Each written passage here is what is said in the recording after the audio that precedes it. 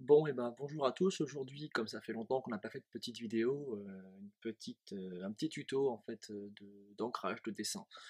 Donc sur une planche de Steampop, j'ai déjà préparé l'esquisse, donc je vais m'occuper d'aujourd'hui d'utiliser les feutres d'ancrage. Les Staedtler que voici, que j'utilise donc dans différentes tailles, donc pour vous faire voir un peu comment je travaille d'ancrage. Donc vous voyez, la planche est prête, elle est là, elle est en partie commencée, mais on va s'occuper d'une case qui n'a pas encore été entamée. Les curlis sont là, le coca est là, l'écran est branché sur Facebook. En gros, voilà mes conditions habituelles de travail. Je vous épargnerai les séries que je regarde en fond parce que sinon on va rien comprendre. Donc voilà, donc aujourd'hui on va s'occuper de Lila qui est ici. C'est donc une planche extraite du tome 3 de Steampop, la planche 39 je crois, ou 40, faut que je vérifie.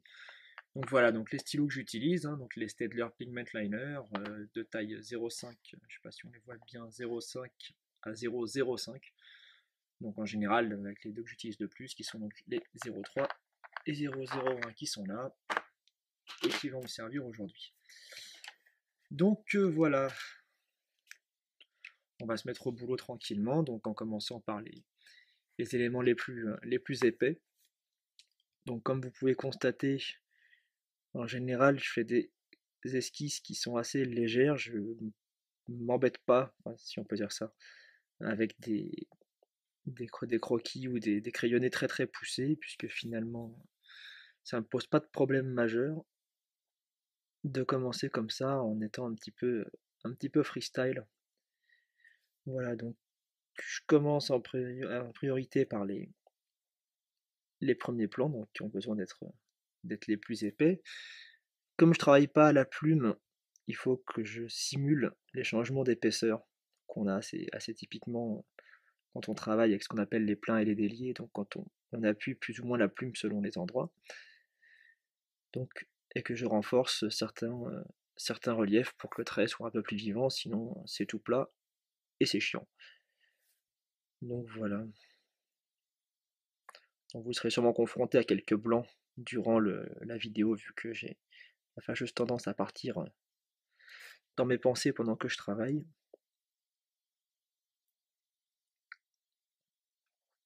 La preuve.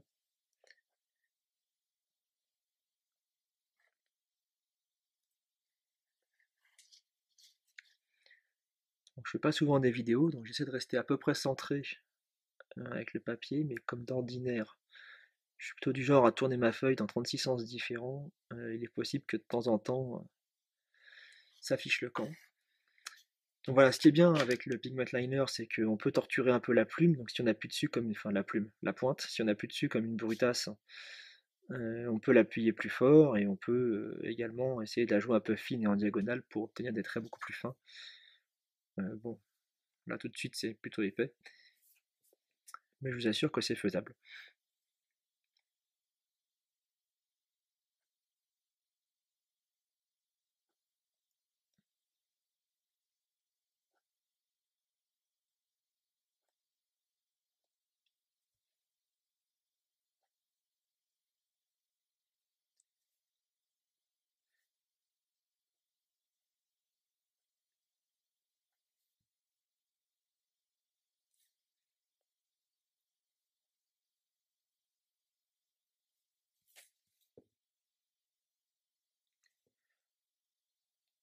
Ce silence étant agaçant, il faudra que je pense à rajouter un petit peu de musique en arrière-plan, histoire que vous vous ennuyiez pas trop. Qu'est-ce qu'on pourrait mettre?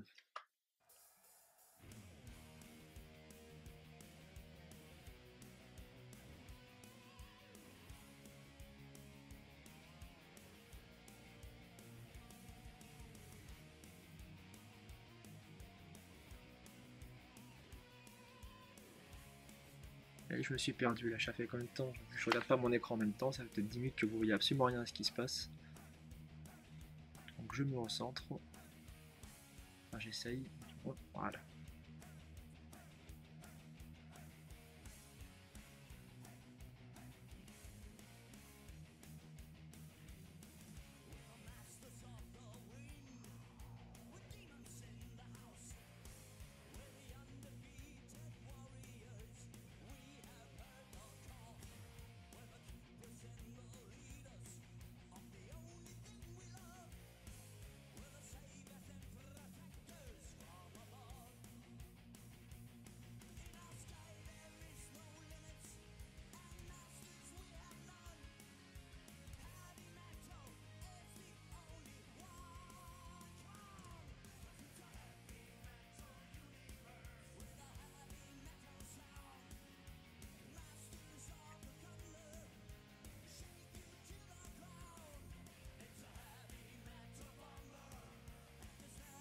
Hop, on va se concentrer un peu sur le visage de l'anis. Quand même plus un peu une partie à ne pas rater.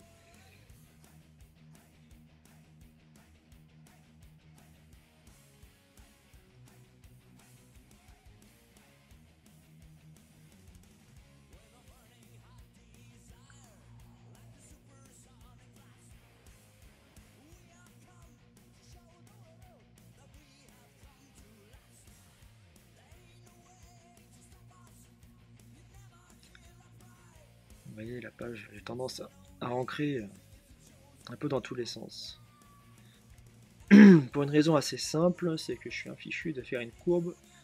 Autant la courbe, on va dire, vers la gauche, comme ça j'ai pas de problème, mais faire une courbe dans l'autre sens, j'y arrive pas. Donc en général, je tourne ma feuille dans tous les sens jusqu'à trouver l'angle qui me convient. Sinon, vous pouvez être sûr que ça finit avec un trait qui part dans tous les sens. Et comme à l'ancrage, on n'a pas trop de chance de se reprendre, à moins de passer évidemment après au Magic Photoshop, autant essayer de faire ça bien dès la première fois. Là, par exemple, typiquement, je galère un petit peu.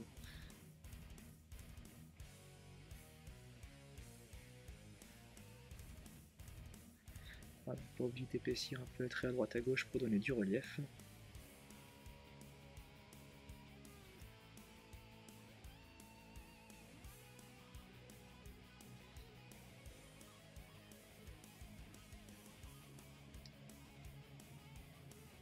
Donc si vous vous amusez à ce genre d'exercice, en général au début vous aurez forcément besoin de pousser votre crayonné beaucoup plus. Avec l'expérience, si j'ose dire, et l'habitude qu'on prend de faire ce genre de choses. Si on a besoin d'aller un petit peu plus vite, on peut maintenant, quand on connaît bien son trait et sa façon de travailler, se passer du crayonné détaillé, puisqu'on est capable de choisir soi-même et assez facilement finalement le trait qui convient, même si c'est pas tout à fait le même que l'esquisse qu'on avait fait au début. On n'est plus dans une logique de repassage, mais de création directe du dessin sur une esquisse.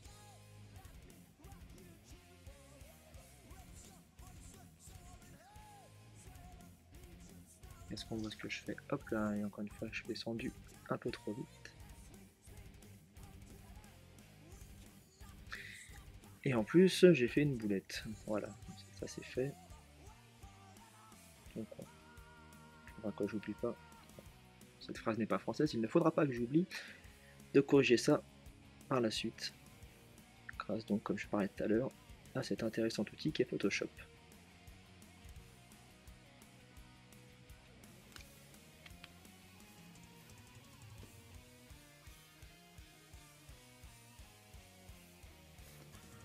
Là j'ai presque fini, on va dire, la partie au 0,3, donc tous les traits les plus forts du dessin.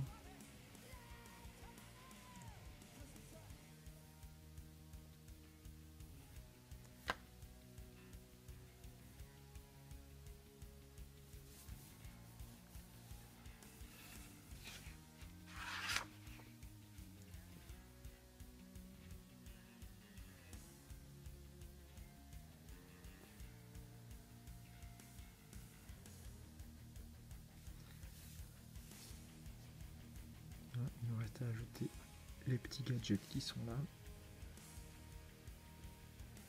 C'est du décorum.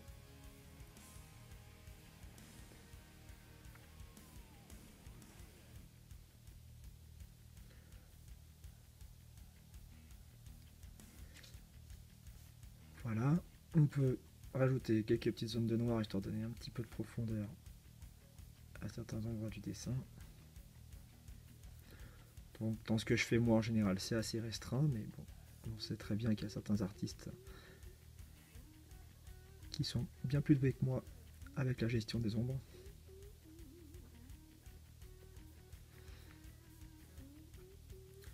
La seule que je maîtrise à peu près, c'est celle du cou.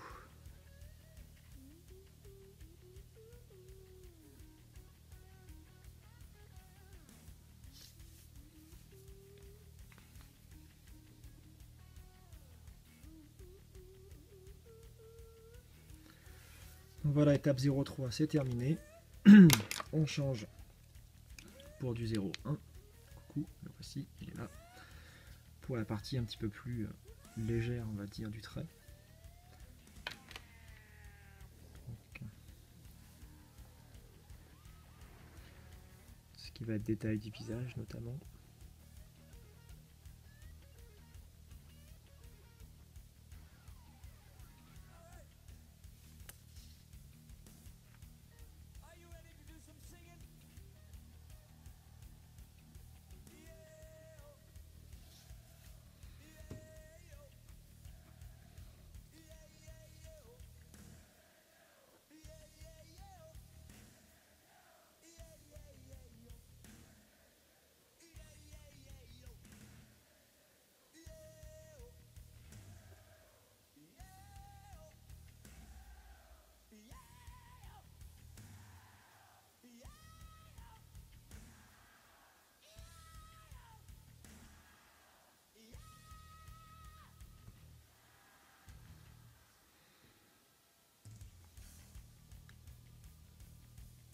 Hop, des jolies clavicules.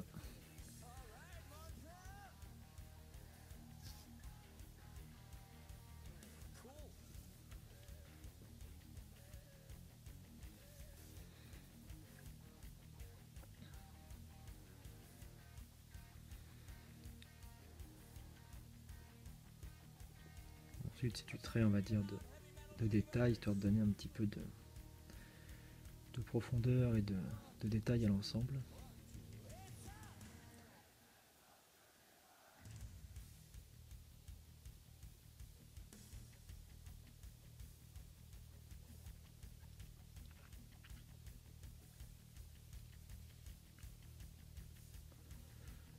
Puis, si on veut pousser le vis, on peut évidemment se saisir, hop là, du 0,05 qui permet vraiment des petits ajouts de traits par-ci par-là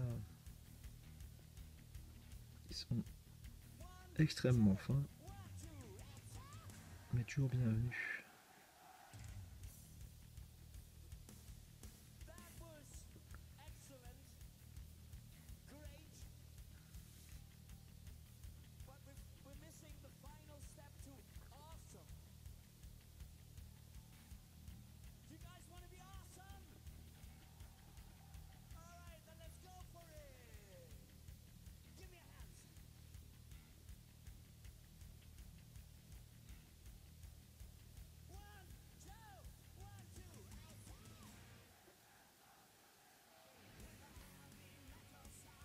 Et ben voilà, pour cette première partie de dessin, on est pas mal.